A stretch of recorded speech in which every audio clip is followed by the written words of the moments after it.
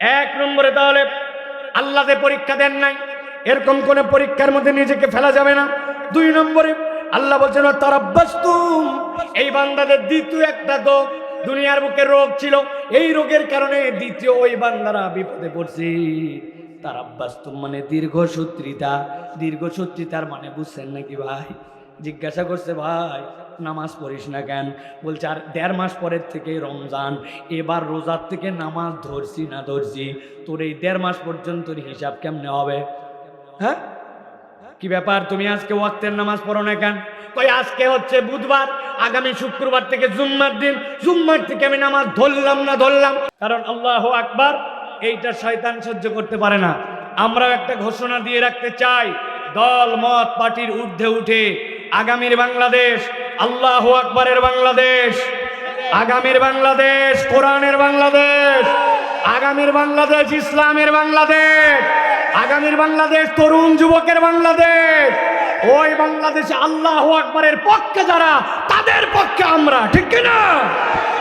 বাস, তুমি আল্লাহু আকবার বলতে পারো না, তোমার সাথে আমার কোনো খাতির নাই। কোন দলের নাম বলছে, পার্টির নাম বলছে, মার্কার নাম বলছে, পরীক্ষা হবে তুমি লিল্লাহে তাকবীর স্লোগান দিতে পারো না পারো না। কথা ঠিক কিনা?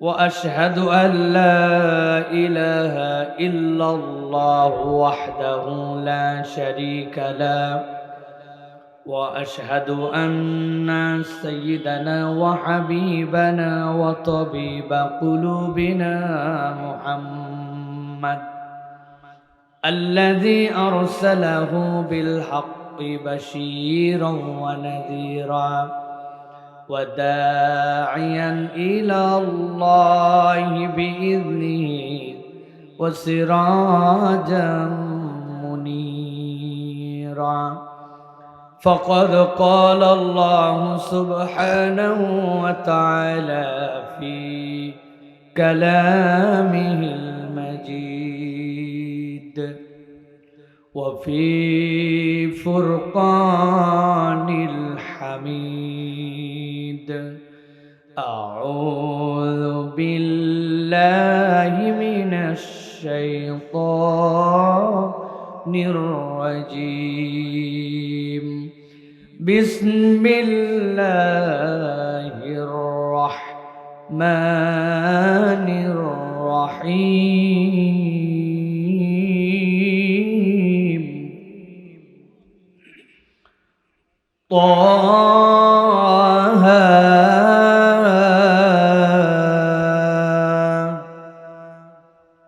ما أنزلنا عليك القرآن لتشقى إلا تذكرة لمن يخشى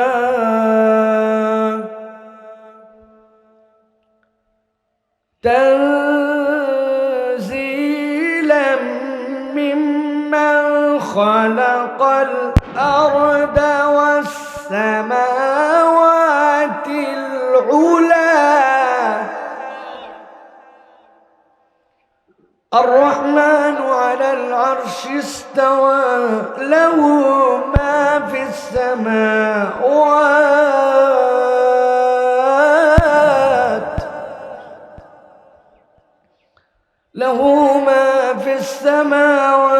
وما في الأرض وما بينهما وما تحت الثرى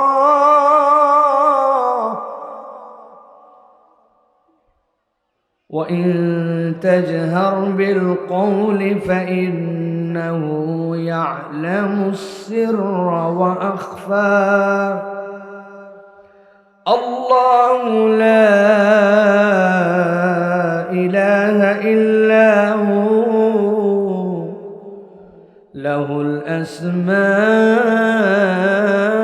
الحسنى وقال الله سبحانه وتعالى إن الله وملائكته محمد وعلى آل محمد كما باركت على إبراهيم وعلى آل إبراهيم إنك حميد مجيد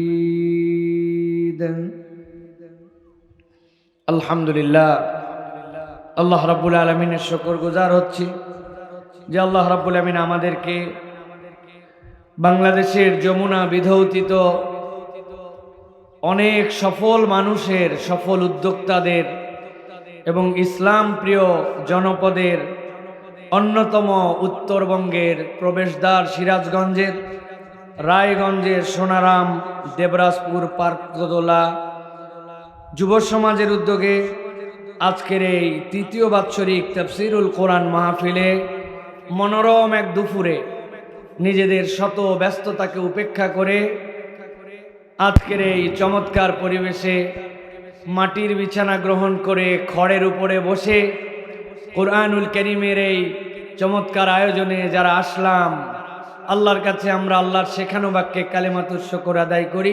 সকলে আনন্দ চিত্তে বুলন্দ আওয়াজে আল্লাহকে খুশি করার জন্য জড়তা কাটায়া পড়ছি আলহামদুলিল্লাহ।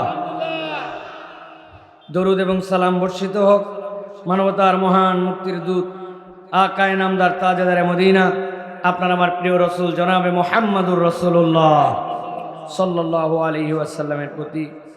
আজকের এই মোবারক মজলিসের সভাপতি জনাব আলহাজ শহীদুল ইসলাম আকন্দ সাহেব, আজকের সম্মানিত সহ সভাপতি আলহাজ হাসর আলী মোল্লা এবং জনাব রহমত আলী আকন্দ সাহেব, আজকের সম্মানিত প্রধান অতিথি ভিপি আইনুল হক সাহেব, প্রধান মেহমান প্রফেসর ডক্টর শেখ আব্দুস সামাদ সাহেব দামাত বারাকাতুহুমুল আলিয়া। কথা বলছিলেন কামরুল ইসলাম যুক্তিবাদী ভাই। মঞ্চ উপবিষ্ট আছেন আপনাদের এলাকার বিভিন্ন পর্যায়ের গণ্যমান্য ব্যক্তিবর্গ। আমার সামনে উপবিষ্ট ভাই, ভরা পেটে আছেন ভাই? পেট ভরা তো? আমি কিন্তু খাইয়ে আসছি ভাই, যাতে করে ক্ষুধা নিয়ে কথা বলতে না হয়, এই জন্য খেয়ে নিছি। আপনারা খাইছেন তো ভাই? মন ভালো আছে তো আপনাদের? আলহামদুলিল্লাহ। প্রিয় ভাইয়েরা, আল্লাহ রাব্বুল আমিন আমাদেরকে যেভাবে রেখেছেন, এটা একটা বান্দা যদি দিল থেকে শুধু একটু 5 মিনিট উপলব্ধি করে, তাহলে ওই বান্দা আল্লাহর প্রতি কৃতজ্ঞ না হলে আর কোনো উপায়ই নেই। ঠিক না ভাই?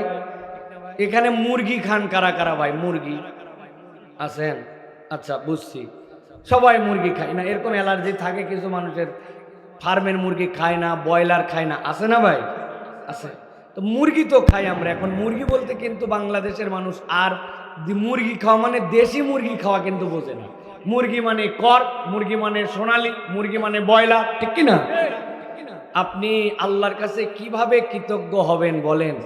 যেই মুরগি আমরা খাই, এই মুরগিকে যে ফিড খাওয়ায়, আর এই মুরগির মধ্যে যে ধরনের কেমিক্যাল দিয়ে তাকে 28 থেকে 42 দিনে তারে যে পরিমাণ শরীর স্বাস্থ্য বানানোর জন্য যে ওষুধ খাওয়ায়, এইটা বাঙালি ছাড়া পৃথিবীর কারো কিডনির মধ্যে দিয়ে যদি এটা পার হতো, এইগুলা কিডনি সব ওই 7 দিনের মধ্যে অকেজ হয়ে যেত। আল্লাহ আমাদেরকে কেমনে টিকায় রাখছে, এটা আল্লাহ ছাড়া কেউ বলতে পারবে না। কি কথা বলেন? আমার বাচ্চারা সব স্কুল থেকে আসার পরে আপনাদের এলাকায় আছে কিনা ফুচকা লাগবে, পানিপুরি, ঢেলপুরি খায় ভাই? বিশ্বাস করেন, একটা প্রতিবেদনে জিজ্ঞাসা করছে, 3 জন লোকের কাছে গেছে যারা এরকম করে ফুচকা বানায়, এরকম করে ঢেলপুরি বানায়। এই তোমাদের ঢেলপুরির মধ্যে শেষে দিচ্ছ এটা কি? কয় এইটা হচ্ছে তেঁতুলের টক। তেঁতুলের টক ছাড়া এগুলো একটা আইটেমও মজা লাগে না, ঠিক কিনা? কিন্তু বিশ্বাস করেন, আমার কাছে ভিডিও আছে, ওদেরকে বলছে এর মধ্যে এই তেঁতুলের টক কই পালি, কখনো কথা বলে না। শেষে বলছে যে এটা তেঁতুলের টক না, এক ধরনের কেমিক্যাল পাওয়া যায়, ওই কেমিক্যাল কিনে আমরা ওইটা গুলালে তেঁতুলের মতো টক টক লাগে। কোথার থেকে কেনো? মিটফোর্ড থেকে কিনে। পরে ওরা যোগাযোগ করছে যে কি জিনিস যেটা দিলে তেঁতুলের মতো হয়। পরীক্ষা করে দেখে মানুষের কিডনির ভিতর দিয়ে আল্লাহ রাব্বুল আলামিন সিস্টেম করে রেখেছেন, আমি পানি খাই, জুস খাই, তারপরে আমি যে জিনিসই খাই সবগুলা ফিল্টার হয়। ফিল্টার হওয়ার পরে আল্লাহ রাব্বুল আলামিন ওটার রক্তের অংশ রক্তে পাঠায় দিয়া আপনাকে আমাকে সচল রাখেন, আর উচ্ছিষ্টটা প্রস্তাব দিয়ে বের হয়ে যায়। এটাই কিডনির ফাংশন। ওই কিডনি যদি কারো ফেল হয়ে যায় তখন তার ডায়ালাইসিস করা লাগে, জানেন তো না? কিভাবে করে? এইখানে একটা মেশিন লাগাই দেয়, ছোট্ট ফুটা করে রগের, আমাদের তো অলিন্দ দুইটা, একদিক দিয়ে যায় আরেক দিক দিয়ে বের হয়, দুইটা এরকম কেমিক্যাল সহ লাগায়। ওই লোককে তখন বলে দেয় প্রতিদিন 200 গ্রামের বেশি পানি খাওয়া যাবে না, এই খাওয়া যাবে না, সে খাওয়া যাবে না, চার্ট দেওয়া থাকে, কেননা ডায়ালাইসিস করে তার প্রস্রাব পরিষ্কার করা লাগবে। ওই প্রস্রাব পরিষ্কার করার জন্য, কিডনি ফিল্টারিং এর জন্য যে কেমিক্যাল মানুষের শেষ একদম পরীক্ষিত, এরপরে আর কাজ করবে না, ওই কেমিক্যাল দিয়ে বোতলের মধ্যে ঝুঁকায়া ওইটা দিয়ে তেঁতুলের চাটনি বানায়া আপনার আমার বাচ্চার খাদ্যের মধ্যে দিয়া খাওয়ায়। বলেন এইটা খাওয়ার পরেও আমরা বাইসে আছি, সুস্থ আছি, আমি ভাইকে চিনতে পারতেছি, উনি আমাকে চিনতেছে, সাইফুল্লাহ ভাই, এই তো বেশি কথা বলেন। তাহলে এই যে আল্লাহর কৃতজ্ঞতার দুইটা লেয়ার আছে, একটা আল্লাহ সুস্থ রেখেছেন আলহামদুলিল্লাহ, আর 2 নম্বর আল্লাহ তার সৃষ্টিকে এত সুন্দর করে সৃষ্টি করলেন, আর আমি মানুষ ওই খাদ্যের মধ্যে বিষ দিয়া ভেজাল দিয়া আমি কেমনে আল্লাহর এই সৃষ্টিকে নষ্ট করতেছি। তাহলে ওইটা নষ্ট করলেন আর এদিকে আলহামদুলিল্লাহ বললেন, কাজ হবে তো? হবে না? আরে আপনি জানেন না আন্দাজে, সিরাজগঞ্জের লোক, আপনি এখনো চালাক হন। এক লোক এবার কুরবানির সময় গরু চুরি করেছিল, করে আবার কুরবানি দিছে, ধরেছে, কিরে তুই চুরি করে কুরবানি দিলি? বলছে চুরি করা যে গুনাহ আমি জানি, কুরবানি দেওয়া যে সওয়াব তাও জানি, তা এখন গরু চুরি করে গুনাহ করছি, কুরবানি দিয়ে সওয়াব, গোস্ত খাওয়া ফাও, গোস্ত খাওয়া ফাও নাই, তাই না ভাই? কেন এই কথা বললাম আলোচনার শুরুতেই? প্রিয় ভাইয়েরা, আমাদের নিজেদেরকে যদি আমরা পরিবর্তন করতে না পারি বড় বিপজ্জনক। আমাদের মেন্টালি আমরা সিক হয়ে গেছি, অসুস্থ হয়ে গেছি। নিজের বাড়ির সামনে ছোট্ট একটা সিমের গাছ লাগাইছে, 3টা বেগুন গাছ লাগাইছে, কি পাগল আমার মাথার মধ্যে ধরছে। ওটা বেচবেও না, ওটার কোনো ধরনের কমার্শিয়াল চিন্তাও নাই, নিজের গাছে নিজে বিষ দেয়, নিজের গাছে নিজে সার দিচ্ছে, বেগুন বড় বানান লাগবে। ভাই তুই বেগুন বড় বানাই কি করবি? তুই বিষ মুক্ত ভেজাল মুক্ত খা। নিজের পুকুরের মধ্যে মাছ বড় করার জন্য নিজে পচা খাদ্য দিচ্ছে, এর থেকে কপাল পোড়া জাতি আর কে হতে পারে? ঠিক না? চিন্তা করেন একবার আপনি, কি মানুষ আমি কি মানুষের খাতারে আছি নাকি পশুর থেকেও নিচে চলে গেছি? এগুলা পশুর বদদোয়া লাগবে, কারণ আল্লাহ ওর জন্য ঘাস দিছিল, আমি ঘাসে পর্যন্ত আশপাশের বিষ যেটা, ওই বিষ ঘাসের মধ্যে পর্যন্ত পার করে দিছি, ওই পশু পর্যন্ত অসুস্থ। আগে পশুগুলা দেখতে কত সুন্দর ছিল, এখন দেখবেন পশুর বেমার বেশি, পশুর রোগ বেশি, পশুর ডাক্তারও বেশি। প্রিয় ভাইয়েরা, তাহলে এই যে সমাজ, এই যে পরিবেশ, এটা পরিবর্তন হবে কিভাবে? আল্লাহ রাব্বুল আলামিন বলছেন এটা পরিবর্তন হবে একটা ভাবে। কিভাবে জানো? আল্লাহ রাব্বুল আলামিন বলছেন, ও আমার হাবিব, আপনার প্রতি আমি একটা ওহী দিলাম, এই ওহীতে আপনাকে জানালাম, ফাযাক্কির ফাইন্না যিকরা তানফাউল মুমিনিন।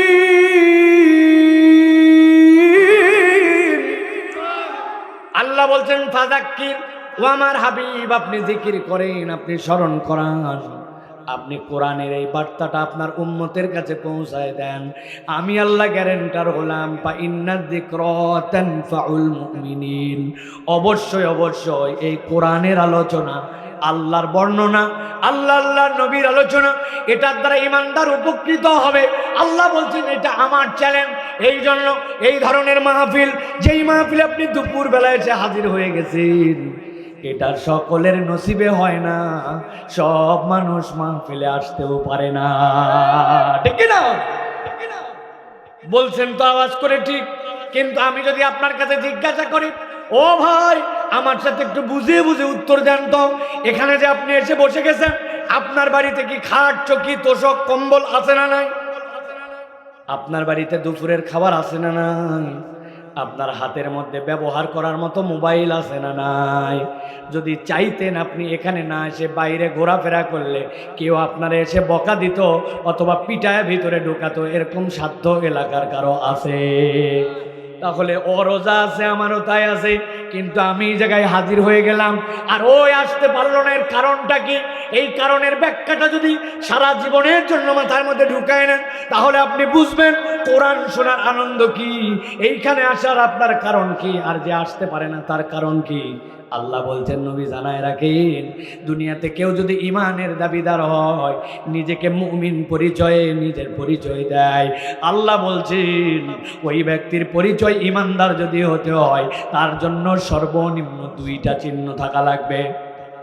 চিহ্ন কয়টা? এই বসো, হয়েছে তো, এতক্ষণ লাগে নাকি? নিচে বসো, ভালো করে খেয়াল করেন। আল্লাহ রাব্বুল আলামিন বলছেন, কারো যদি ঈমান থাকে, কেউ যদি মুমিন হয়, তাহলে তার জন্য সর্বনিম্ন চিহ্ন থাকা লাগবে 2টা। কয়টা? সারা জীবনের জন্য মুখস্থ করেন। আপনি বলতেছেন আমার ঈমান ঠিক আছে, আমি মুমিন, আর আপনি পরিচয় দিচ্ছেন যে আল্লাহ রাব্বুল আলামিনের বান্দা হিসাবে আমার নাম হচ্ছে একজন মুমিন বান্দার তালিকায় লেখা। আপনার এই কথায় কোনো কাজ হবে না, আপনাকে চিহ্ন দিয়ে প্রমাণ দিতে হবে যে আপনার দাবির সাথে আপনার যৌক্তিকতার মিল আছে। এক লোক আমার কাছে আসছে, এদিকে আছেন সাইফুল্লাহ ভাই, এদিকে আছেন। এত আগ্রহ, কি হয়েছে ভাই? ভাই বলছে দেখে যান একটা জিনিস আপনাকে দেখাই। আগ্রহ নিয়ে গেলাম, কথার কথা বলছি, সবার বলছে উপরে তাকান হুজুর। তাকালাম, তাকায় বলছে দেখেন এক সোপার মধ্যে 100টার উপরে। কি রে ভাই 100টার উপরে? তাকায় দেখে বলতেছে এগুলো হচ্ছে ডাব। দেখেন ছোট ছোট, এক সোপায় ধরছে 100টা ডাব, তারও বেশি হতে পারে। আমি আবার নিচের দিকে গাছের দিকে তাকালাম, তাকায় দেখে গাছ এরকম চিকন, পাতা ঝুরি ঝুরি। এই লোক বলে এর মধ্যে নাকি 100টা ডাব। আমি তাকায় দেখে আস্ত এগুলা সুপারি। আমি বললাম ব্যাককল কোথাকার, বোকা ভাবছো নাকি? বলেন না হুজুর, ছোটবেলায় ডাব ওদের কোন থাকে, সুপারি এরকম থাকে, বড় হয়ে এগুলাই ডাব হবে। ওর সাথে আর কথা বলার দরকার নাই, বুঝছে ওর মাথার ডিস্টার্ব। ও ডাব গাছ আর সুপারি গাছ চেনে না, ঠিক না? আল্লাহ রাব্বুল আলামিন বলছেন, ইন্নামাল মুমিনুনা আল্লাযীনা ইযা যুকিরাল্লাহু ওয়াজিলাত কুলুবুহুম ওয়া ইযা তুলিয়াত আলাইহিম আয়াতুহু যাদাতুহুম ঈমানান ওয়া আলা রাব্বিহিম ইয়াতাওয়াক্কালুন। আল্লাহ বলছেন, নবী জানাই দিয়ে রাখেন, ইন্নামাল মুমিনুন, তুমি যদি ঈমানের দাবিদার হও, তোমার ভিতরে যদি ঈমান আছে, এটা তোমাকে প্রমাণ করতে হয়। আল্লাহ বলছেন তোমার জন্য প্রথম চিহ্ন হবে ইযা যুকিরাল্লাহ, যখন আল্লাহর কথা আলোচনা হবে, কোরআনের কথা আলোচনা হবে, নবীর জীবনী আলোচনা হবে, আল্লাহ রসুলের কোনো কথা যেখানে বলা হবে, তোমার ঈমানের প্রথম প্রমাণ ওইটা তোমার মধ্যে একটা প্রভাব পড়বে। আল্লাহ বলছেন কেমন প্রভাব পড়বে? ওয়াজিলাত কুলুবুহুম, তার অন্তরটার সাথে সাথে আনন্দে, তার অন্তরটার সাথে সাথে ভালো লাগায় থই থই করে উঠবে। অন্তরটা যখন থই থই হবে, এটার একটা উদাহরণ দিয়ে আপনার মাথার মধ্যে ঢুকায় নিতে হবে ফিলিংসটা আসলে কেমন হয়। আমি আপনাদের জন্য বলি, মুরব্বীরা উত্তর দিবেন না, খালি তরুণ যুবকরা বুঝে থাকলে বলবা, উত্তর দিবা। ধরো তোমার বাড়িতে একটা গ্যাসের চুলা আছে, গ্যাসের চুলার 2টা মুখ, 2টা বার্নার, এরকম চুলা আছে না ভাই? 2টা চুলা, এই 2টা চুলার মধ্যে 2টা হাঁড়ি দিয়েছে, প্রত্যেকটা হাঁড়ির ভিতরে ধারণ ক্ষমতাও হচ্ছে 1 লিটার। 2টা চুলা, 2টা হাঁড়ি, এবার নিচ দিয়ে জাল জ্বলাইছে, সমান জাল একই রকম। ডানের হাঁড়ির মধ্যে দিছে আধা লিটার পানি, আর বামেরটার মধ্যে দিছে আধা লিটার দুধ। জিজ্ঞাসা করবো, উত্তর দেন, চুলার ঝিঁক আর মুখ কয়টা? কথা বলেন। 2টা। ওই চুলার মধ্যে যেই পাতিল দেওয়া আছে, পাতিলের মাপ কত? বলেন না ভাই, 1 লিটার। আর পাতিলের মধ্যে যে পরিমাণ জিনিস দেওয়া হয়েছে তার পরিমাণ কত? আধা লিটার। কিন্তু এবার একটু সিরাজগঞ্জের মুসলমান বুদ্ধি খাতায় বলেন, পাতিলের মাপ 1, চুলাও 1, জালও এক, কিন্তু ডানেরটার মধ্যে পানি, বামেরটার মধ্যে দুধ। আপনি যখন ওই আগুন জ্বালায় দিবেন, এরপরের থেকে টেনশন, এরপরের থেকে চিন্তা আর সাবধানতা কোনটাই লাগবে, দুধ না পানি? কারণ কি? কারণ হচ্ছে দুধের একটা ধর্ম আছে, পানির একটা ধর্ম আছে। ওই যে দুধ যেইটা আপনি রাখছেন, ওর ধর্ম হচ্ছে ও যদি একবার জাল পেতে শুরু করে তাহলে নিয়ন্ত্রিত জাল না হলে উতলায় উঠবে, উতলানোর পরে ও যার হাড়ির পাশ দিয়ে পড়বে, পড়ার পরে চুলা নিভায় ফেলতে পারে, তবে পানিও শুকাবে কিন্তু পানি উতলাবে না। চুল উতলাবেই না, কেবল ওই দুধ উতলানোর আগে আশপাশে জানান দিবে আমি পুড়ে গেলাম, আপনার চুলা নিভাবে, 2-4-5 জন বুঝবে কিছু একটা পুড়ছে, তারপরে সে শুকাবে। আল্লাহ বলতেছেন ইদা যুকির আল্লাহ, যখন বান্দা মুমিন হয়, তার কাছে যখন আল্লাহর জিকির করা হয়, সেটা যত বড় বক্তার ছোট বক্তা যাই হোক না কেন, যদি কোরআনের আলোচনা হয়, তার দিলের মধ্যে একটা ভালো লাগা কাজ করে, অন্তরের মধ্যে একটা প্রভাব পড়ে, এইটার জন্য তার দিলের মধ্যে একটা চাহিদা তৈরি হয়। আল্লাহ বলছেন এইটাই হচ্ছে তার অন্তরের মধ্যে একটা থই থই ভাব আনে। এইটা কেবলমাত্র আমার নাম মুহাম্মদ, বাপের নাম আব্দুল্লাহ, আমার ওই ন্যাশনাল আইডি কার্ডের মধ্যে ইসলাম লেখা আছে, আর মুসলমানের পরিচয় নিয়ে ঘুরি, আমার এই পরিচয়ের সাথে সম্পর্কিত নয়, বরং আল্লাহর জিকিরে আপনার অন্তরে প্রভাব পড়ে কিনা, এইটা হচ্ছে আপনার ঈমানের চিহ্ন। ঠিক না? আল্লাহ বলছেন তার 2 নম্বর কি, ওয়া ইযা তুলিয়াত আলাইহিম আয়াতু যাদাতুহুম ঈমানা ওয়া আলা রাব্বিহিম ইয়াতাওয়াক্কালুন। আল্লাহ বলছেন 2 নম্বরে ওই বান্দাগুলো আল্লাহ রাব্বুল আমিনের তেলাওয়াত যখন তাদের সামনে যায়, কোরআনের আয়াতগুলা তাদের সামনে যায়, কোরআনের হুকুমগুলা যখন সে অন্তর থেকে বুঝতে পারে, সবাই কোরআনের হুকুম অন্তর থেকে বুঝতে পারে না, সব মানুষের কাছেও ব্যাখ্যা সমান নয়। মুফাসসিররা ব্যাখ্যা করছেন, একটা বান্দা তেলাওয়াতের প্রথম যে স্টেজ, ওইটার পরে যখন অর্থটা বোঝে, অর্থের পরে যখন কোরআনের আয়াতগুলার যখন ব্যাখ্যা বোঝে, যে আয়াতের শানে নুজুল আছে ওইটার শানে নুজুল বোঝে, আবার যেই আয়াতের যে হুকুম আছে ওইটা নিজের জীবনে বাস্তবায়নের জন্য যখন চেষ্টা করে, আল্লাহ বলছেন যাদাতুম ঈমানা। আহলে সুন্নাত ওয়াল জামাতের আকীদা হচ্ছে আল ঈমানু ইয়াজিদু ওয়া ইয়ানকুসু, ঈমান বাড়ে এবং কমে। ওই বান্দার ঈমান এমন লেভেলে যায় যে ওই বান্দা আল্লাহ ছাড়া আর কারো প্রতি ভরসা করে না। আল্লাহু আকবার। আল্লাহর উপর ভরসা মানে কি? ওর আবাদ করে খেতে, জানে ওই ক্ষেতের ফসল পালে আমার হবে, কিন্তু ও জানে ওই ক্ষেতের ফসল দেওয়ার মালিক আল্লাহ, ওটার মালিকানা আমার কাছে নাই। ঠিক না? চাকরি করে, জানে ওই চাকরি থেকে বেতন পায়, সেখান থেকে তার সংসার চলে, কিন্তু ও জানে ওই চাকরির যাওয়া, চাকরিতে আসা, চাকরির দ্বারা রিজিক দেওয়া, এইটার ক্ষমতা আল্লাহর। এটা আল্লাহ রাব্বুল আলামিনের প্রতি বান্দা ভরসা করতে শিখে যায়। এই জন্যই আল্লাহ নবী বলছেন ওই বান্দার শেষ হাল কেমন হয় জানো? ওই বান্দা হাঁটে, পা আল্লাহর, ওই বান্দা হাত দিয়ে ধরে, ধরাটা আল্লাহর হয়ে যায়, ওই বান্দা চলে, চলাটা আল্লাহর হয়, ওই বান্দার মুখ বলাটা আল্লাহর হয়। সুবহানাল্লাহ। আমরা কি এরকম মানুষ হতে চাই প্রিয় ভাইরা? এরকম মানুষ হতে চাই? আমরা চাই। ওই জন্যই তো আয়োজন, এত কষ্ট করে আপনারা সময় ফারেক করে এই জায়গাতে আসছেন, ওই কথাগুলি শোনার জন্যই আমরা এসেছি। এই জন্য আমি আমার তরুণ যুবকদেরকে বলবো, প্রিয় ভাইরা, প্রিয় এলাকাবাসীরা, এই আয়োজন প্রত্যেক দিন হয় না। 1 ঘন্টা আল্লাহর জন্য ওয়াকফ করা, এটা সকলের নসিবেও হয় না। এই জন্য আমরা কোরআনুল কারীমের সাথে সম্পৃক্ত হওয়া, কোরআনের মহাব্বতে বসা, এই দিলটাকে আমাদের বানানো খুব জরুরি। বাংলাদেশে এখন সবচেয়ে বড় হতাশা কি জানেন? বাংলাদেশে এখন প্রত্যেকটা, আপনারাও শুনবেন, হুজুর এত ওয়াজ, লোক আসে না, বলে না ভাই? বলে না? কত লোক, কিন্তু লোক আসে না। এটার অনেকগুলি কারণ আছে, এর মধ্যে 3টা কারণ প্রনিধানযোগ্য। একটা দোষ হচ্ছে বক্তাদের। প্রথম একটা দোষ বক্তাদের। ধরেন আমি আপনার কাছে আসলাম, আসার পরে আমি আপনার কাছে কোন টার্গেটে কথা বলছি, আমি কোন বিষয়বস্তু নির্বাচন করে কথা বলছি, এইটা আমাদের বক্তাদের অনেকের সিলেক্টেড না। আসলাম, খানিকক্ষণ ভূমিকা, লম্বা জিকির, এরপরে কিছু গজল, তারপরে কিছু গরম, তারপরে কিছু নরম, তারপরে কিছু কান্দানোর চেষ্টা, এই সকল করে একটা প্যাকেজ দিয়ে আমি চলে গেলাম। এইটা যদি কন্টিনিউ প্রসেস হয়, মানুষ যদি বুঝেই ফেলে এইটা যে এটার শুরু নাই শেষ নাই, কোনো সাবজেক্ট নাই, কিছু নাই, তাহলে মানুষ আর অশিক্ষিত নাই। মানুষকে আপনি এইভাবে আর হুদা হুদা মাঠে বসায় রাখতে পারবেন না। তার কাছে কিছু খোরাক দিতে হবে। জানা কথাই হতে পারে, কিন্তু সেটা একটা খোরাক লাগবে। শুরু আছে, শেষ আছে, দিনের একটা জ্ঞান আছে। এইটা যদি না হয় তাহলে এই মাহফিলের বরকত কমবে, ঠিক কিনা?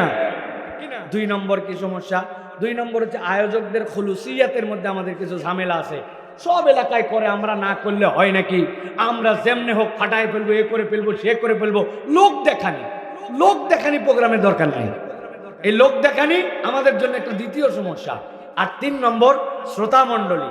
আমাদের শ্রোতা মণ্ডলীর মধ্যে এক শ্রেণী এরকম আমরা মনে করে ফেলছি যে মোটামুটি আমাদের দিনের জ্ঞান কমপ্লিট, এ ওয়াজ মাহফিল এগুলার আর কি ভ্যালু আছে, আমাদের জানা কিছু বাকি নাই।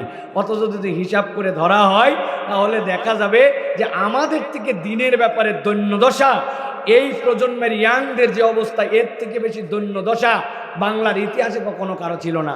18 বছর থেকে 25 বছরের আপনি 100টা যুবকের কাছে একদম ডাইরেক্ট কলেজ স্কুলে যেগুলো পড়ে, একটা মাসালা কেবল ধরবেন, গোসলের ফরজ এবং সুন্নত কি, কিভাবে ফরজ গোসল করতে হয়।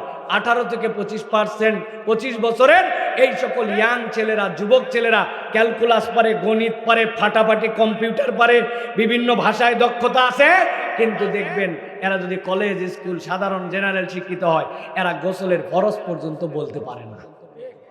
আপনাদের এলাকায় এরকম আছে নাকি ভাই? আছে? তাহলে আমার দিনের প্রতি উদাসীনতা, আমার আয়োজকদের নিয়তের মধ্যে বিশুদ্ধতা এবং আলোচকদের কমিটমেন্ট, এই 3টার সমন্বয় হলে ইনশাআল্লাহ এই মুবারক মাজলিসগুলা কিয়ামত পর্যন্ত চলতে থাকবে। কেননা এইটাই হচ্ছে উন্মুক্ত দাওয়াতের এই বাংলাদেশের ইতিহাসে 500-700 বছরের সবচেয়ে বড় ঐতিহ্য, ঠিক কিনা? মানুষ দিন শিখছে এখান থেকে। মানুষ হাজার হাজার মানুষ নামাজি হয়েছে, আল্লাহর দিকে আসছে, বাচ্চা কাচ্চাকে কোরআনের দিকে নিয়ে আসছে এই সকল প্রোগ্রাম থেকে। আমি সিরাজগঞ্জের মানুষের প্রতি কৃতজ্ঞ। 2টা ডিস্ট্রিক্ট, সিরাজগঞ্জ, টাঙ্গাইল আর আমাদের উত্তরের জনপদ দিনাজপুর। আপনারা যত মানুষ আসছেন কল্পনাও করতে পারবেন না। যদি প্রত্যেক মানুষে 1000 টাকা করে দেয়, তাও এই মানুষ দিনের বেলা আসবে না। এমন এমন দিক আছে, ওয়াজে লোক আসবেই না, ওরা জানেই না দিনে আবার ওয়াজকে দিনে। আর আপনারা দিনের বেলা মাহফিলে আসেনি না, কেবল প্রাণবন্তভাবে শরীক হন। আলহামদুলিল্লাহ বলেন। এটা বিরাট বড় নিয়ামত। এটা সিরাজগঞ্জ, টাঙ্গাইল আর দিনাজপুর, এছাড়া বাংলাদেশে এই সকল ঐতিহ্য নাই। মানুষজন আজ সবচেয়ে বেশি দিনাজপুরের লোকেরা পাগল, দিনের মাহফিলের জন্য পাগল। আপনি কল্পনা করতে পারবেন না কি পরিমাণ উপস্থিত তারা হয়। এই জন্য প্রিয় ভাইয়েরা, আমরা আজকে কোরআনুল কারীম থেকে নির্ধারিত কিছু কথা শুনতে চাই। রাজি আছেন তো প্রিয় ভাইয়েরা? ঘুমায় যাননি তো আপনারা? কারা কারা একটু রাজি আছেন দেখি 2টা হাত একটু উঁচু করেন। তার মানে আমার শরীরের সব জায়গাতে তো গন্ধ বের হয়, যে গন্ধওয়ালা শরীরের মানুষ আল্লাহ রাব্বুল আমিন তাকে জান্নাতে নিতে চায়, এই সকল জায়গায় ফিল্টার বানাতে চায়। আর তুমি পণ্ডিতি করে মোবাইল চালানো, অমুক তমুকের নাম করে রাস্তায় ঘোরো, আল্লাহর নামে আজকে তোমার বিচার দিব আমি। আজকে তোমার নামে, তোমার চাকরি লাগবে না, বিয়া লাগবে না, না তারপরে সংসারে বরকত লাগবে না, বিদেশে যাওয়া লাগবে না, কেবল তুমি ইউনিভার্সিটি পর্যন্ত পৌঁছাই নাই, 8, 9-এ পড়ো, 10-এ পড়ো, 11-এ পড়ো, ইন্টারমিডিয়েটে পড়ো, আর তামাশা করে বেড়াও, মাহফিলের দিনে বিড়ি খাই 3-4 বন্ধু মিলে রাস্তার কোনায়। তোমার খবর আছে আজকে। হাত বুক বরাবর না নামাই ফেলছেন? এবার একটা তাকবীর দিতে হবে। রেডি সবাই? যারা আকাশ বাতাস মুখরিত করে দিতে পারবেন তারা বলেন আল্লাহুম্মা আমিন। আর যারা 1000 পাম্পট্টি দিলেও জোরে দিতে পারবেন না তারা বলেন আল্লাহুম্মা আমিন। আহা, সলিড লোক দিতে পারবে না, আগেই বলে দিচ্ছি। রেডি সবাই? আমি যখন বলবো লিল্লাহে তাকবীর, হাত দুটো আসমানের দিকে ছুড়ে দিয়ে বলতে হবে আল্লাহু আকবার। পারবেন ইনশাআল্লাহ? দেখে এটা তাকবীর দেন দেখি, সিরাজগঞ্জের লোকের পরীক্ষা হয়ে যাবে আজকে। লিল্লাহে তাকবীর, লিল্লাহে তাকবীর, আল কোরআনের আলো, আল হাদিসের আলো, তোমার নেতা আমার নেতা, তোমার নেতা আমার নেতা, আলেম ওলামা যেখানে, আল্লাহর আইন যেখানে, কোরআন সুন্নাহ যেখানে, গান বাজনা যেখানে, হারাম অন্যায় যেখানে, আল্লাহ নাই যেখানে, তাকবীর নাই যেখানে, লিল্লাহে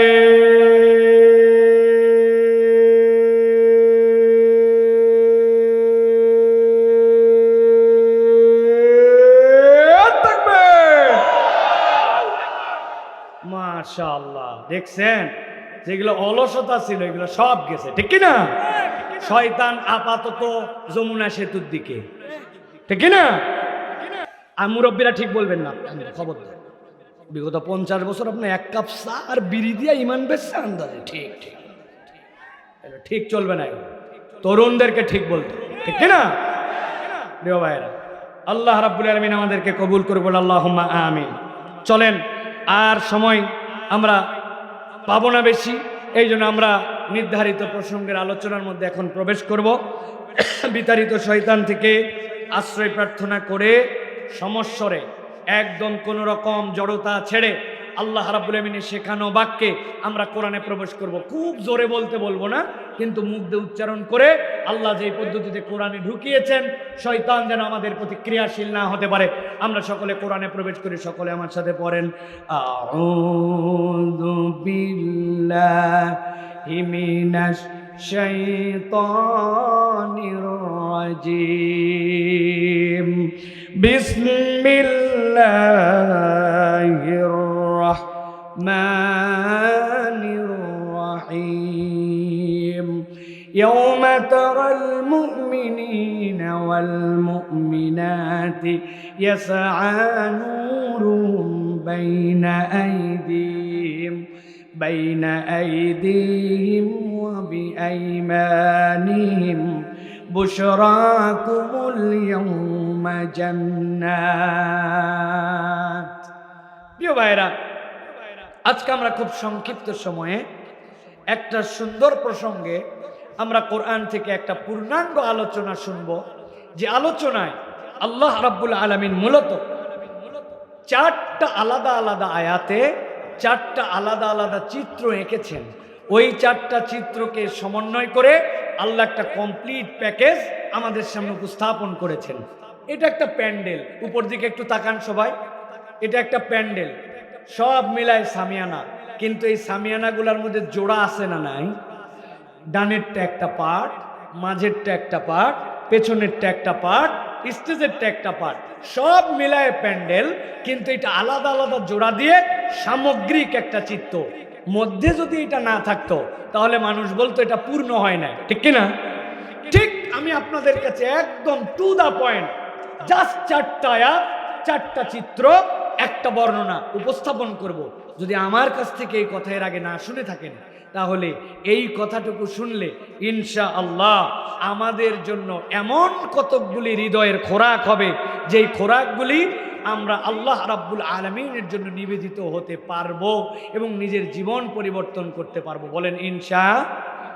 চলেন তাহলে আমরা প্রথম আয়াতের মধ্যে ঢুকি। আল্লাহ রাব্বুল আলামিন বলছেন, ও আমার হাবিব, আপনাকে যখন ইসলাম দেওয়া হলো, নবুয়ত দিয়ে পাঠানো হলো, আপনি মক্কার বুকে আসার পরে মানুষের কাছে দাওয়াত নিয়ে গেলেন। সর্বপ্রথম দাওয়াত নিয়ে গেলেন ওয়া আনজির আশিরাতাকাল আকরাবিন, নিকট আত্মীয় যারা তাদের কাছে দাওয়াত নিয়ে যান। আল্লাহ নবী একদিন সুবে সাদিকের সময় যখন ফজরের পরে কেবল সূর্য উঠেছে, আল্লাহ নবী জাবালে আবু কুবাইস পাহাড়ে গেলেন। যাওয়ার পরে মক্কার লোকদেরকে ডাক দিলেন, ইয়া সবাহা, ইয়া সবাহা, ও সকাল, ও সকাল। আমরা যেরকম কোনো বিপদ দেখলে মানুষকে ডাক দেও, ভাই ও ভাই, বড় ঝামেলা, বড় ঝামেলা, এদিকে তো ঝামেলা। আয় মক্কার লোকেদের নিয়ম ছিল ইয়া সবাহা, ডাক দিয়েছেন আল্লাহ নবী। সবাই খেয়াল করেছে একজন আরেকজন। এই সময় কঠিন ভয়াবহ বিপদ না হলে কেউ ডাকে না। আল্লাহ নবীর ডাকে মানুষজন পাহাড়ের পাদদেশে এসে জড়ো হয়েছে। চিন্তা করছে কি এমন কথা বলার জন্য মুহাম্মদ সাল্লাল্লাহু আলাইহি ওয়াসাল্লাম আমাদেরকে ডাকলেন। আল্লাহ নবী তাদেরকে ডাকার পরে বললেন, ও আমার পরিবার পরিজন, আত্মীয় স্বজন, গোত্রের লোকেরা, এখন যদি আমি তোমাদেরকে বলি এই পাহাড়ের পিছনে এমন একটা শত্রু বাহিনী আছে যারা কিছুক্ষণ পরেই তোমাদেরকে আক্রমণ করে তোমাদের ঘরবাড়ি ধ্বংস করে দিবে, তোমাদের জীবনকে শেষ করে দিবে, তোমরা কি এই কথা বিশ্বাস করো নাকি? লোকজন সাথে সাথে বলল, তোমার ব্যাপারে আমাদের এইটুকু আস্থা আছে, কখনো তুমি তোমার এই 40 বছর পর্যন্ত মিথ্যা কথা বলো নাই, অতএব তোমার কথা সত্য হবে, বলো তো তাহলে ঘটনাটা কি? আল্লাহ নবী বলেন, আসলে পেছনে কোনো শত্রু নাই, তবে আমি এমন একটা শত্রু তোমাদের চোখের সামনে দেখতেছি যে এটা তোমাদের পরকালকে বরবাদ করে দিবে, শেষ করে দিবে। তোমরা এক ইলাহ আল্লাহকে ছেড়ে তোমরা যেমনে করে ওই সকল মূর্তিকে ইলাহ বানাইছো, এইটা তোমাদের বরবাদ করে দিবে। এই জন্য আমি তোমাদেরকে সতর্ক করে ডাক দিলাম, কুলু লা ইলাহা ইল্লাল্লাহ তুফলিহুন। তুমি যদি আল্লাহর নামটা বলো, লা ইলাহা ইল্লাল্লাহ মেনে নাও, তোমরা সফল হয়ে যাবা। যেই না আল্লাহ নবী এই কথা বলছেন, লোকজন খেপে গেল, সাথে সাথে বলল, তাব্বাল্লাকা ইয়া মুহাম্মদ, তোমার ধ্বংস, এই আকাজের জন্য আমাদেরকে ডাকছো? এক কথা দুই কথা বলতে বলতে কেউ বা মাটির চলা পাথরের ঢেলা তুলে আল্লাহ নবীর দিকে মারতে শুরু করলো। ওই যে ইসলামের প্রতি আঘাত শুরু হলো। এরপরে বেলাল, খাব্বাব, খুবাইব রিদওয়ানুল্লাহি তাআলা আলাইহিম আজমাইনদের প্রতি কি কষ্ট দিছে এইটা আমরা কম বেশি সবাই জানি। আমরা এই সকল কিচ্ছা বলে, কষ্টের কথা বলে আপনাদেরকে নতুন করে সময় ক্ষেপণ করব না, কেবল মাথার মধ্যে ঢুকাইলাম। আল্লাহ নবী এই কষ্টগুলো দেখছিলেন, ইসলামের এই বিপদগুলো আল্লাহ নবীর চোখের সামনে হচ্ছিল। নবীজি আমার নরম দিলের মানুষ, হারিসুন আলাইকুম বিল মুমিনিনা রাউফুর রহিম, তার দিলটা বড় নরম। এই সকল দৃশ্য দেখে দেখে তার অন্তরটার ভিতরে বিরাট পেরেশানি। আল্লাহ বললেন, ও আমার হাবিব, আপনি আজকে যে দৃশ্য দেখছেন, এই দৃশ্যের বিপরীতে আর একটা দৃশ্য আপনি দেখবেন। কোন দিন? কিয়ামতের ময়দান যেদিন কায়েম হবে। আল্লাহ বলছেন, ইয়াউমা তারাল মুমিনিনা ওয়াল মুমিনাত, ওই দিন আপনি ওই ঈমানদারদেরকে দেখবেন যারা পুরুষ এবং নারী। কি দেখবেন আপনি? ইয়াসানুরুম বাইনা আইদিহিম ওয়া বিআইমানিহিম, আল্লাহ তাদেরকে একটা আলো দিবেন যেইটা তাদের সামনে থেকে, যেইটা তাদের ডান থেকে এমনভাবে জ্বলতে শুরু করবে, পুরো হাসরের ময়দানে দেখে ফেলবে মানুষ প্রত্যেকটা ঈমানদার তার কপালে তার ডানে একটা আলো পেয়ে গেছে। আল্লাহু আকবার। বলছেন, ও আমার হাবিব, যার আলোটা একবারে কম, জ্বলেই না, তার জন্যই বৃদ্ধাঙ্গুলির মাথা দিয়ে একটা আলো বের হবে, ওইটাও তার এমন পাওয়ারফুল আলো হবে, ওইটা জ্বলে নিবে, কিন্তু ওই আলো দিয়েই ওই ব্যক্তি, ওই ঈমানদার তার জান্নাতের রাস্তা খুঁজে ফেলবে। সুবহানাল্লাহ। আল্লাহ বলছেন, যেই না তাদেরকে আলো দেওয়া হবে সামনে থেকে ডান থেকে, ওরা তো খুশিতে বাকবাকুম, ফেরেশতারা সাথে সাথে ডাক দেবে, এদিকে আসো, তোমাদের সাথে আলাপ বাকি আছে। আল্লাহর আরো দুইটা অফার আছে, এই দুইটা আগে শোনো। আল্লাহ বলছেন, বুশরাকুমুল ইয়াউম জান্নাতুন তাজরি মিন তাহতিহাল আনহার, সাথে সাথে তাদেরকে বলে দেওয়া হবে, আজকে তোমাদের জন্য শুভ সংবাদ, জান্নাতুন তাজরি মিন তাহতিহাল আনহার, এমন একটা জান্নাত তোমাদের জন্য যার পায়ের নিচ দিয়ে নহরমালা প্রবাহিত। ও আমার সিরাজগঞ্জের ভাইয়েরা, ঠান্ডা মাথায় একটু কল্পনা করেন তো, আপনি যখন হাঁটেন মাটির উপর দিয়া, আপনি যখন কোনো পানি বেঁধে যায় তখন পুল কালভার্ট পার হওয়া লাগে, অথবা তার উপরে নৌকা লাগে, অথবা যদি সাঁতার জানেন নির্দিষ্ট সময় সাঁতরানো লাগে। কিন্তু আপনার পায়ের নিচ দিয়ে নহরমালা প্রবাহিত, কোনোটা দুধের, কোনোটা শরাবের, কোনোটা মধুর, ওই নহরের উপর দিয়ে আপনি চলাফেরা করেন, চিন্তা করতেছেন ডুবেই যাব নাকি, চুবেই যাব নাকি। আল্লাহ বলছেন না, নবী জানায় রাখেন, ওই যে আশহাদু আল্লাহ ইলাহা ইল্লাল্লাহ বলার সময় যে আঙুল তুলছিল, আল্লাহকে আঙুল দিয়ে যে সাক্ষ্য দিয়েছিল, আল্লাহ এই আঙ্গুলের পাওয়ারটা ওই সময় এমন বানায় দিবেন, ওই বান্দা নখ দিয়ে ইচ্ছা মতো এরকম করে করে নড়াবে, আর আল্লাহ লক্ষ কোটি নহরমালা তার পায়ের নিচ দিয়ে ওই নখের ইশারায় দৌড়াই নিয়ে বেড়াবে। নবী আপনি দেখতেছেন চিত্র নম্বর 1, আল্লাহ নবী দেখতেছেন ঈমানদাররা তাদের সামনে থেকে আলো, ডান থেকে আলো, মনে রাখা লাগবে কিন্তু। ফেরেশতারা তাদেরকে এসে বলে গেল, জান্নাত তোমাদের, পায়ের নিচ দিয়ে নহরমালা। এরপর আল্লাহ বলছেন, খালিদিনা ফিহা, একবার এর মধ্যে ঢুকবে আর তার বের হওয়ার কোনো উপায় নাই। আমি আল্লাহ ঢুকাইছি তো ঢুকাইছি। যালিকা হুয়াল ফাউজুল আযীম। বান্দা দুনিয়ায় চাকরি পাইছিল, আগে জমি ছিল না, 2টা জমি হয়েছিল। আগে বান্দা মানুষের দোকানে কাজ করতো, এখন নিজেই মালিক হয়েছে। বাচ্চা 2টা ইউনিভার্সিটি চলে গেছে, 2টা ছেলে হাফেজে কোরআন হয়ে গেছে। আমি সফল বাবা, আমি সফল পিতা, আমি সফল গার্জিয়ান। আল্লাহ বলছেন এইগুলো একটাও সফলতার চূড়ান্ত রূপ নয়। নবী আপনি বলে দেন, এই দৃশ্যের মধ্যে যারা আসবে, যাদের ডান থেকে আলো, সামনে থেকে আলো, জান্নাতের ঘোষণা পেল, কখনো বের করা হবে না, জানায় দেওয়া হলো। আল্লাহ বলছেন যালিকা হুয়াল ফাউজুল আযীম, এটাই হচ্ছে নবী আমি ঘোষণা দিলাম চূড়ান্ত সফলতা। সুবহানাল্লাহ। একটা আয়াত শেষ, একটা দৃশ্য শেষ। মাথার মধ্যে গেঁথে নেন, নবীজি দেখতেছেন ইমানদারদের ডানে আলো, সামনে আলো, জান্নাতের ঘোষণা। ইমানদাররা জান্নাতে যাওয়ার জন্য একটা প্ল্যান প্রোগ্রাম করে রেডি হচ্ছে। 1 নম্বর আয়াত। চলেন 2 নম্বরে। আল্লাহ রাব্বুল আলামিন বলছেন, নবী এবার আপনি একটা দ্বিতীয় দৃশ্য দেখবেন।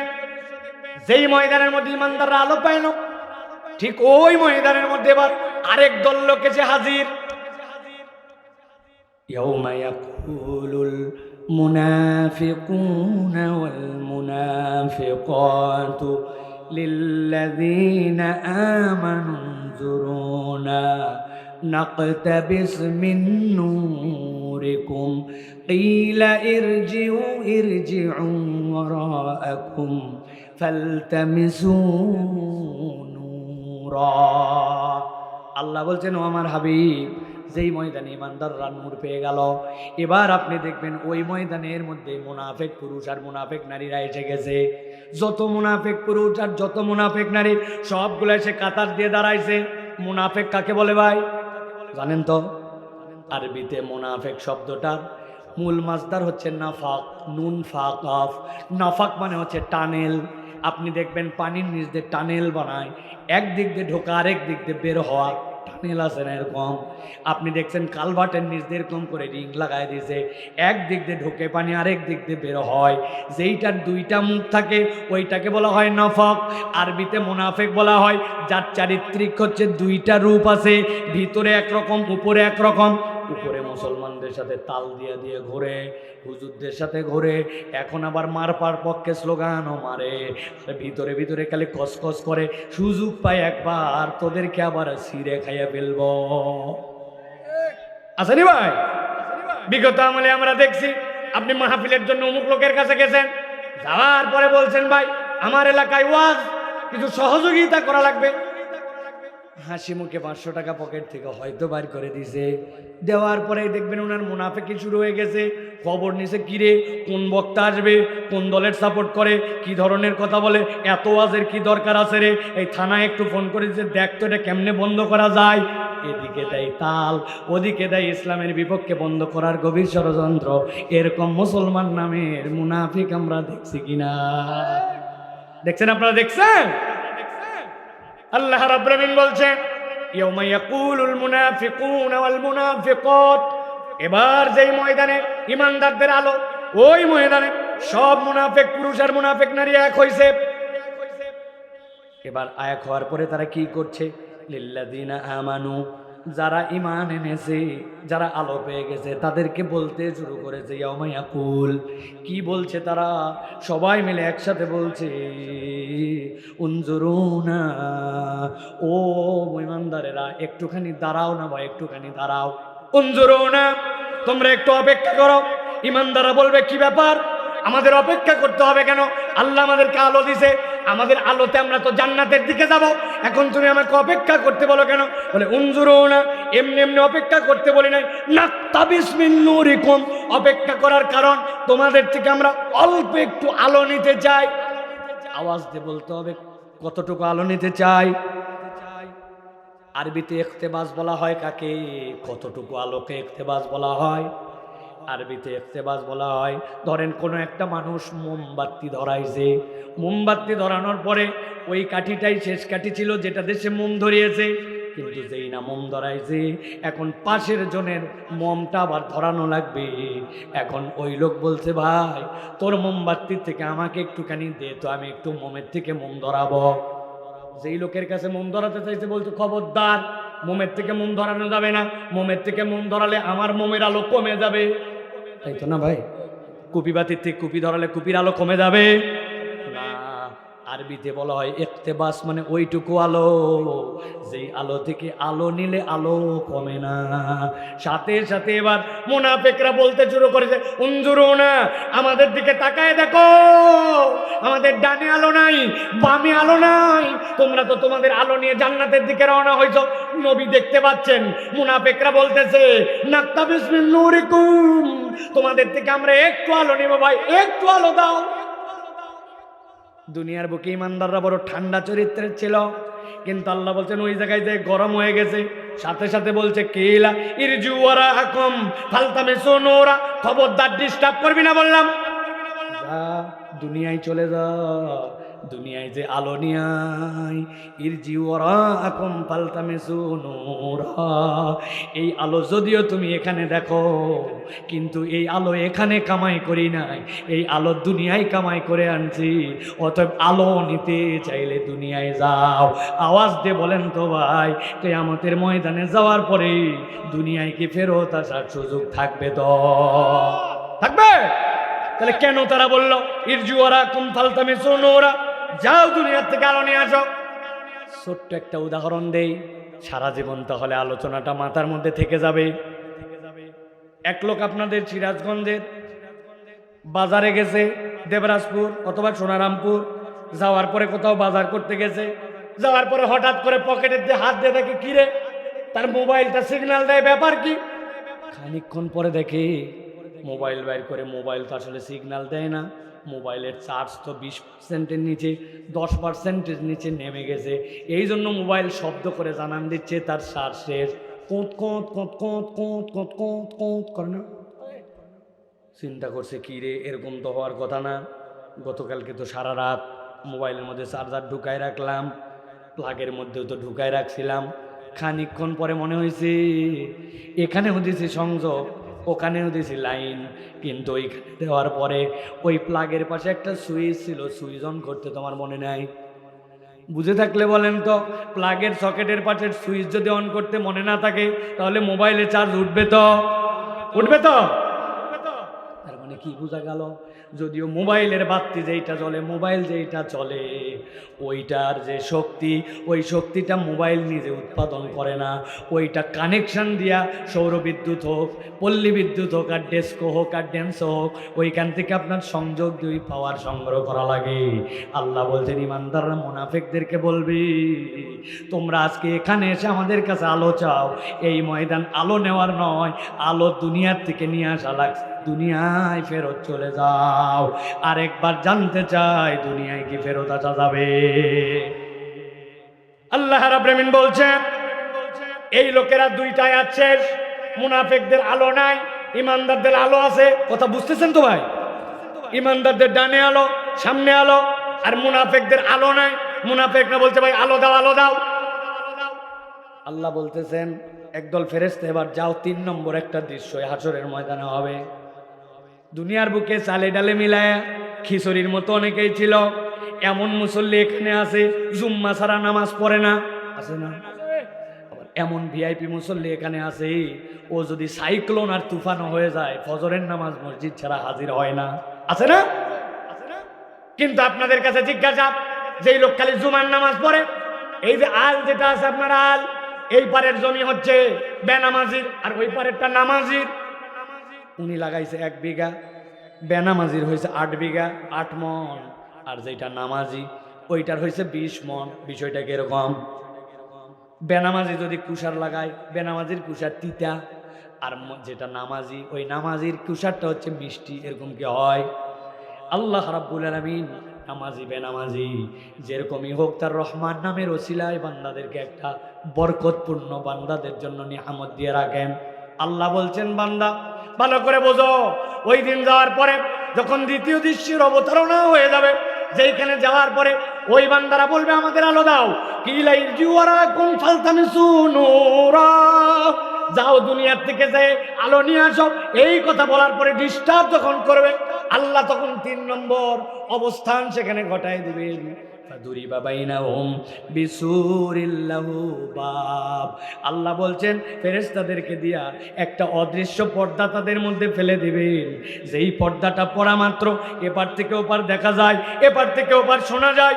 কিন্তু আল্লাহ বলছেন ওই পর্দাটার স্পেশালিটি হবে বাবুন বাতিনুহু ফীহি রাহমা ওয়া যাহিরুহু মিন কিবালিহিল আযাব। আল্লাহ বলছেন ভেতর দিকটা ইমানদাররা থাকবে, সেই জায়গাটা তার জন্য আরাম, আর বাহির দিকটা মুনাফিকরা, সেই জায়গায় তাদের জন্য কষ্ট। আল্লাহ বলছেন এই তিনটা দৃশ্য নবী আপনি দেখে ফেলবেন। 1 নম্বর ইমানদারদের জন্য আলো, 2 নম্বর মুনাফিক যারা তারা আলোহীন, 3 নম্বর একটা পর্দা দিয়া ইমানদার আর মুনাফিকদেরকে আল্লাহ আলাদা করে দিবেন। সুবহানাল্লাহ বলেন। এবার চতুর্থ দৃশ্য, যেটা মূল দৃশ্য, আল্লাহ রাব্বুল আলামিন যেটা আমাদেরকে নবীকে দিয়ে জানাচ্ছেন, এই যে মুনাফিকদেরকে পর্দা দিয়ে আলাদা করে দেওয়া হলো, তারা এবার সব মুনাফিকেরা হাসরের ময়দানে কাতার দিয়ে চলে আসবে, ইমানদারদের দিকে মুখ ফিরাইছে। ইমানদার কারা বলেন? আলহামদুলিল্লাহ আমরা। ইমানদার কারা? আমরা। সব ভাই দাঁড়ায় গেছে।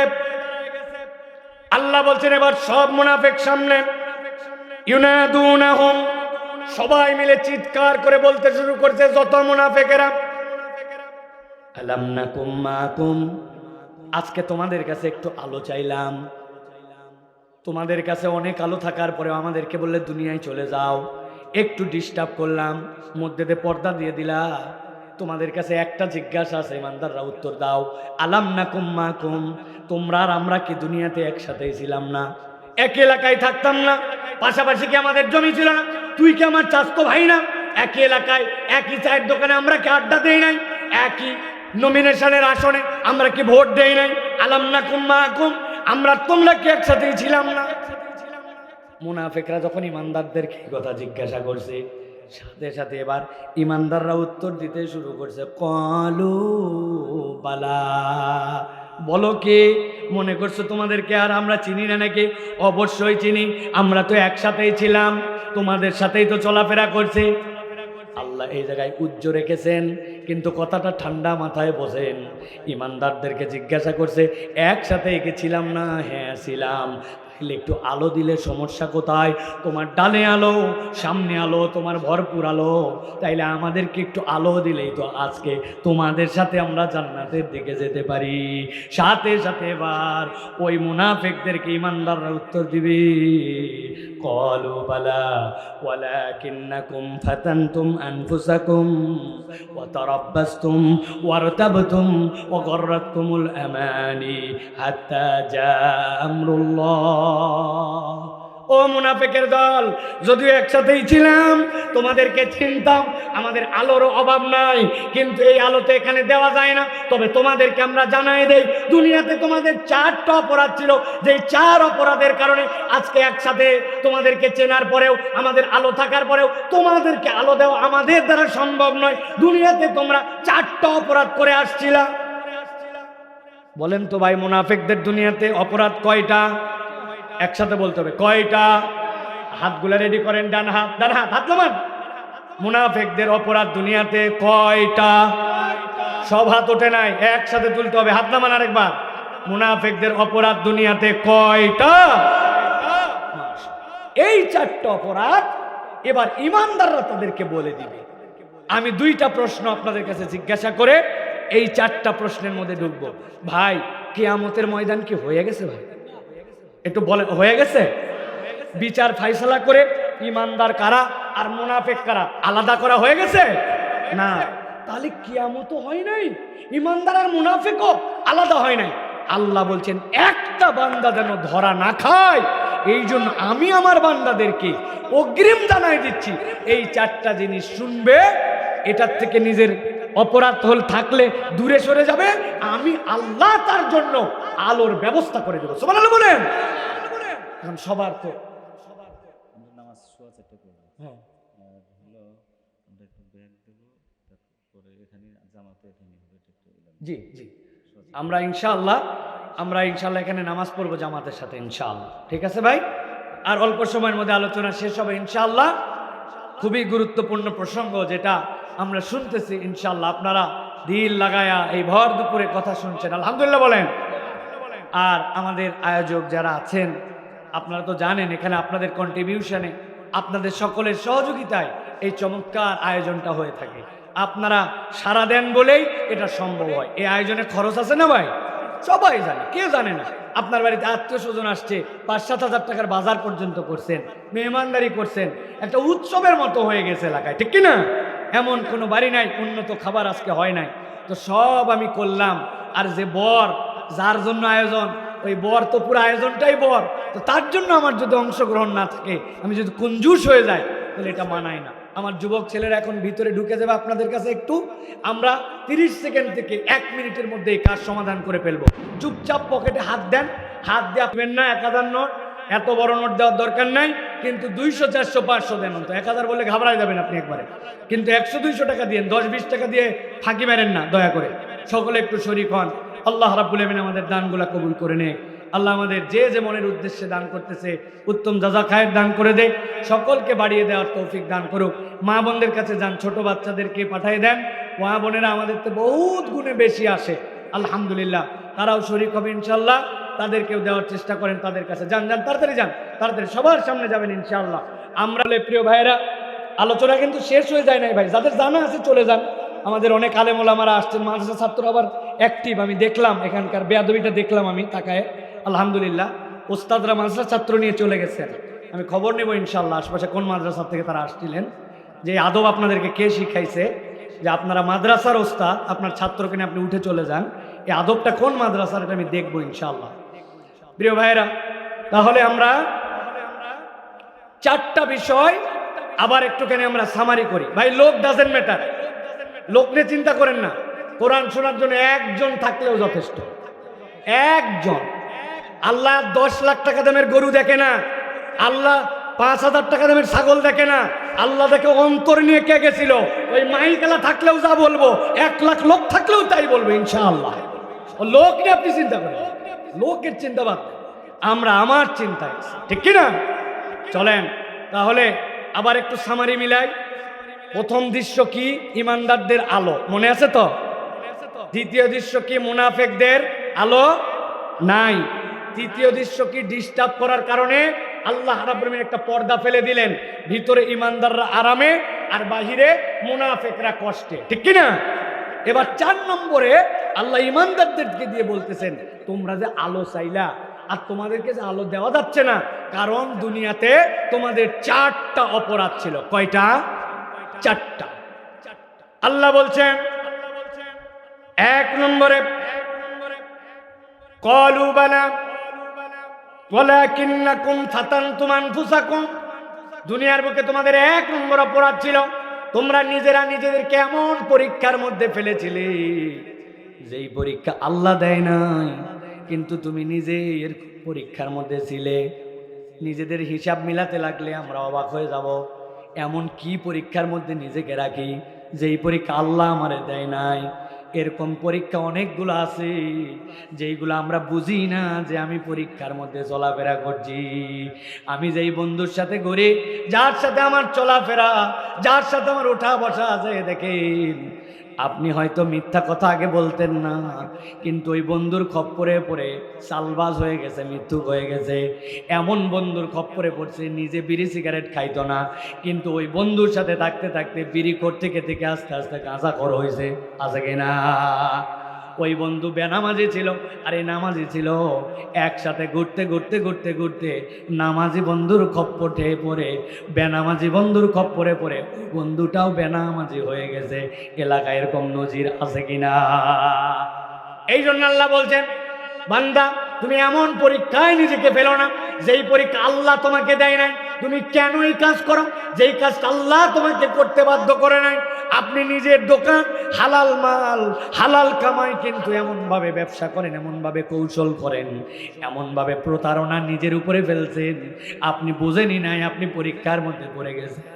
গ্রামের দিকে অনেক কৃষক আছে, হাসরের ময়দানে আটকায় যাবে, নামাজ পড়ে, রোজা করে, সুযোগ পাইলে সে হজও করে ফেলবে, কিন্তু জমির আল কাটার সময় তার দিল আর মানে না, 4 আঙ্গুল 6 আঙ্গুল করে ঠেলে ঠেলে নিজের জমির আল বাড়ায়। এরকম কৃষক আমাদের এলাকায় আছে না নাই? গরুটা নিয়ে যাচ্ছে, যাওয়ার সময় ইচ্ছা করে বাঁধন ঢিল দিয়ে নিয়ে যায়, মনে করে মানুষ বোধহয় ওই গরু দৌড়াই দৌড়াই এদিক ওদিক খায়, কিন্তু ওই এ মাথার থেকে ও মাথা যেতে যেতে এখানে ওখানে মুখ লাগায়া গরুর পেট তোলার জন্য কৌশলে সে তার অপর ভাইয়ের হক নষ্ট করে। এরকম অনেক মুসলমান আছে। আল্লাহ বলছেন এই পরীক্ষা তো আমি আল্লাহ দেই নাই। তুমি ইসলামের পথে থাকার পরেও, আল্লাহকে পছন্দ করার পরেও, নামাজ রোজা করার পরেও তুমি নিজেকে নিজে এরকম পরীক্ষায় ফেলো, ঠিক কিনা? তোমার বেনামাজি বন্ধু তোমাকে বেনামাজি বানাইছে, তুমি বুঝো নাই যেটা তোমার জীবনে কত বড় পরীক্ষা হয়ে গেছে। আল্লাহ বলছেন কি ক্ষতি? কিয়ামতের দিনে যাওয়ার পরে আলো খুঁজে পাবা না। কয় আমি বিড়ি খাই না, ওই খাই। তুমি বিড়ি খাও না, কিন্তু কয়দিন পর তুমি গাঁজাখোর হবা। এরকম প্রমাণ প্রচুর বাংলাদেশে আছে। মাদকাসক্ত হইছে সঙ্গ দোষে, ঠিক কিনা? এটা হচ্ছে একটা ভাইরাস আমাদের। এই কথা বলে আল্লাহরে হাইকোর্ট দেখায়, জুম্মার দিন থেকে ধরবো, রমজান থেকে ধরবো, একবার খালি হজ করে আসি, এমন ভালো হয়ে যাব চিন্তাই করতে পারবো না। মেয়েকে খালি বিয়ে দেই, তারপরে দাঁড়িয়ে রেখে দিব, বলে না? আপনি কেনই অপেক্ষা করান? আল্লাহ বলছেন তরাব্বাস্তুম, এইটা হচ্ছে তোমার দীর্ঘসূত্রিতা। আল্লাহর দিকে হুকুম হয়েছে আর তুমি আসো নাই, আল্লাহরে অপেক্ষা করাইছো, করবনি ধরবনি শুরু করবনি। আল্লাহ বলছেন এই অপেক্ষা করার কারণে আল্লাহ বলছেন কিয়ামতের দিনে আলো হারানো লাগতে পারে। নিজেরা ঠান্ডা মাথায় একটু বিবেচনা করে দেখেন, আল্লাহরে কত কিছু দিয়া আমরা অপেক্ষা করাই। মুরব্বী বয়স হয়ে গেছে, আজ পর্যন্ত ওনার হাতে সময় নাই। মসজিদে ঢুকে দুখুলুল মসজিদ 2 রাকাত পড়বে, তাহিয়াতুল মসজিদ 2 রাকাত পড়বে, মসজিদে ওজিফা করবে। মসজিদের কোরআনগুলো আপনি খবর নিয়ে দেখেন, কোরআনগুলো সব ভোকসা নিয়ে ধরে গেছে। কয়দিন পর কবরস্থানে যায় দাফন করা লাগবে, ওইগুলো পড়ার উপযুক্ততা হারায় গেছে আলমারির ভিতর থাকতে থাকতে।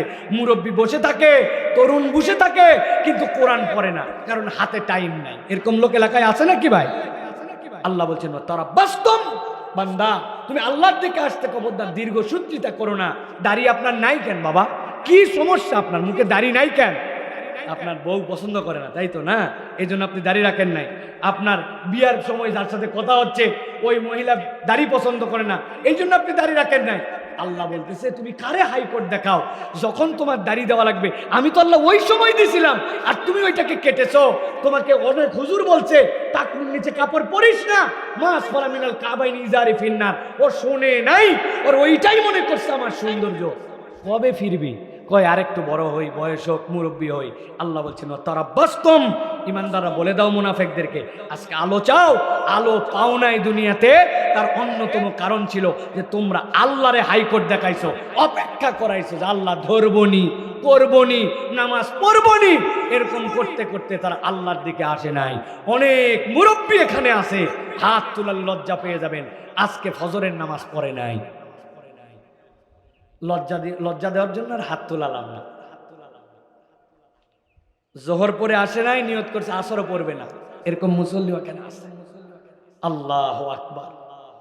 আল্লাহ বলছেন নবী, এবার আপনি জানাই না, 1 নম্বরে নিজেদেরকে নিজেরা পরীক্ষায় ফেলা যাবে না। 2 নম্বরে আল্লাহর দিকে আসার ক্ষেত্রে সময় ক্ষেপণ করা যাবে না।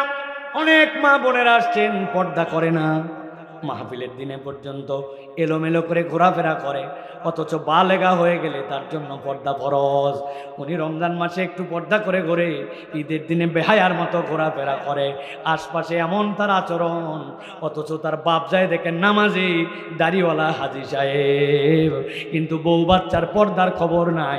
বলে বিয়ার পরের থেকে মেয়ে পর্দা করবে। আল্লাহর কাছে যাওয়ার পরে কিয়ামতের দিনে কিন্তু আলো পাওয়া যাবে না, কেননা আল্লাহ আগেই জানাই দিয়েছেন তুমি আল্লাহর হুকুম পালন করার ক্ষেত্রে আল্লাহরে তুমি অপেক্ষা করাতে পারো না। 3 নম্বরে এবার ইমানদাররা বলতে শুরু করবে, বালা ওয়ালাকিন্নাকুম ফাতানতুম আনফুসাকুম ওয়া তারাব্বাসতুম ওয়ারতাবতুম। আল্লাহ বলছেন 3 নম্বরে এই মানুষেরা ইসলামের বিধান নিয়ে সন্দেহ করত। এখানে এরকম কেউ আছে নাকি ইসলামের বিধান নিয়ে সন্দেহ করেন? আছেন? আওয়াজ দিয়ে বলেন আছেন। বলছি তো নাই। কিন্তু একটু হিসাব মিলালে তো আপনার কাছে হিসাব বরাবর হয়ে যাবে। চাচা, এখন পর্যন্ত যে আপনি লোন নিছেন, ধার নিছেন, ওটা না সুদের উপরে নিছেন, কি ব্যাপার? ও এটা তো ভিন্ন কথা বাবা, সুদ ছাড়া চলে না, এই জগতেও হয় না, এখনকার সমাজে এটা হয়ে গেছে, আছে কিনা? তার মানে আপনার মনের মধ্যে শয়তান ঢুকায় দিয়েছি আল্লাহর বিধানের ব্যাপারে সন্দেহ, যে আল্লাহর নামাজ আল্লাহর বিধানে চলে, রোজা আল্লাহর বিধানে চলে, কিন্তু আল্লাহর দেওয়া অর্থনীতি বোধহয় আল্লাহর বিধানে চলে না, ঠিক না? আরেক দল আছে আরো এক ধাপ আগায়া, উনারা যদি বলেন নামাজের ইসলাম ঠিক আছে, রোজার ইসলাম ঠিক আছে, হজ ঠিক আছে, ওরা যদি বলেন এই দেশের টাকা যারা বিদেশে পাচার করলো, এই দেশের রাস্তাঘাট যারা খাইয়ে ফেললো, ব্যাংকগুলোকে যারা হাওয়া করে দিল, হাজার হাজার মানুষকে হত্যা করলো, বিনা বিচারে মানুষের প্রতি জুলুম করলো, আগামীর বাংলাদেশে তাদের বিচারগুলা কোরআন দিয়ে হোক, চোরের বিচার কোরআনে হোক, নারী নির্যাতনের বিচার কোরআনে হোক, ইউনিয়ন পরিষদ থেকে সংসদ পর্যন্ত কোরআন দিয়ে চলুক। সাথে সাথে বলবে এই বক্তা তো মনে করছিলাম দলীয় না, ইনিও দেখে দলীয় কথা বলে, আছে কিনা? তার মানে কি ওর মনের মধ্যে বিশ্বাস হয়েছে নামাজের ইসলাম চলে, রোজার ইসলাম চলে, কিন্তু আল্লাহর খেলাফত দিয়া দুনিয়া চলে না। উপরে বলে ঠিক, কিন্তু অন্তরে বিশ্বাস পায় না, কেননা উনার দল এইটা সাপোর্ট করে না, আছে না? আল্লাহর কথা আমার কথা নয়। আল্লাহ বলছেন ওয়ার তাবতম, তুই তো তোর অন্তরের থেকে এটা বিশ্বাস করিস না, সন্দেহ করিস, আচরণ তোর দুই ধরনের, ঠিক না? সিরাজগঞ্জের দিকে বিয়ে শাদী হয়, হাজার হাজার বার বলছে আমি, ইসলামের বিয়ের বিধান কি? ইসলামের বিয়ের বিধান ইজাবার কবুল, ইসলামের বিয়ের বিধান ও আতুন্নিসা সাদাকাতিহিন্না নিহলা, তার জন্য আপনাকে দেনমোহর দিতে হবে। ইসলামের বিয়ের বিধান আউলিম ওয়ালাউ বিশাতিন, ছেলের বাড়িতে অলিমার অনুষ্ঠান করা লাগবে, আনন্দ করতে আগদের সময় আপনি খেজুর ছিটাবেন, মানুষ খাবে, আপনি দববাজায় জানাই দিবেন বিয়ে হচ্ছে, আপনি আনন্দ করবেন, কিন্তু ইজাব কবুল, আপনার দেনমোহর, আপনার অলিমা, এর মধ্যে ইসলামের বিয়ে শেষ। সিরাজগঞ্জের বিয়েও শেষ না, আরো আছে? কি আছে? 3 দিন আগের থেকে হলুদ সন্ধ্যা, 2 দিন আগের থেকে মেহেদি সন্ধ্যা, আগের দিন ভাবিদের দ্বারা ডোলে ডোলে গোসল সন্ধ্যা, হলুদ লাগানো সন্ধ্যা, এরপরে বড় বড় ডেক বক্স নিয়ে যাই বাড়ির পাশে লাগায় দিয়া 7 দিন আগের থেকে আসেনি? হাজার হাজার বার বলছি আমি, ওই বাড়ির থেকে এই বাড়িতে ঢিসটি ঢিসটি এক মুরব্বী আসছে, এত বড় দাঁড়িয়ে যাই, আপনার বাড়িতে শুরু হয়েছে কি? দিন নাই রাত নাই সকাল নাই, হাজি সাহেবের বাড়ি বলে কথা, গান বাজনা এলাকা আপনি পাদাম মাদাম করে ফেলছেন, বলছে থাম থাম তোরও বেটি আছে,